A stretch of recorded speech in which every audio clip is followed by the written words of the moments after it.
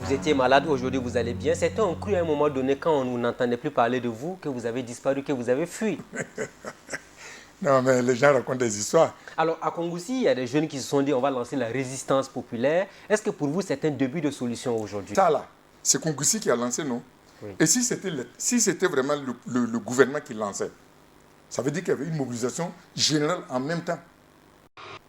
Alors, il y a beaucoup de questions sur le G5 Sahel. Il y a des populations qui disent qu'on ne veut pas de la France au Burkina ou de l'impérialisme de façon générale. Ça vous fait sourire? Ah là là, moi, ça me fait sourire, ça, G5. Écoutez-moi bien.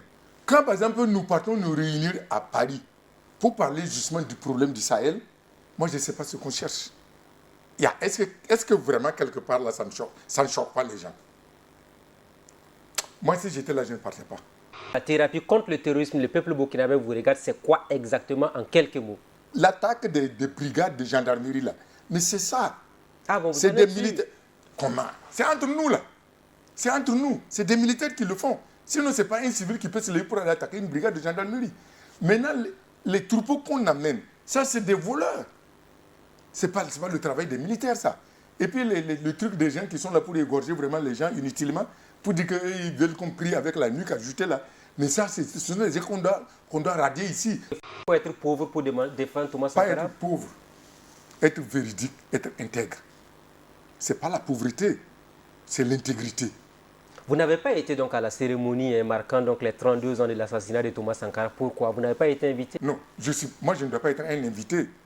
On doit d'abord me poser la question, vraiment il faut qu'on se retrouve, qu'est-ce qu'on va faire pour justement l'anniversaire du 15 octobre. Vous avez fait une conférence de presse au cours de laquelle vous n'excluez pas d'avoir une candidature pour le PUND en 2020.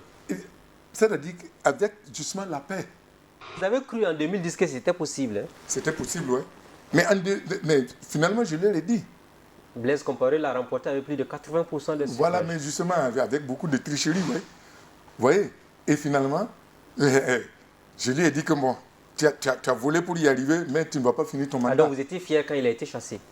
Comment c'est qui l'a chassé? C'est bel et bien moi, avec justement le peuple. Est-ce que vous avez encore la force même de battre campagne? Là, il a. Qu'est-ce que... Mais dis donc, il y a pas une tellement de marteau. C'est où ça?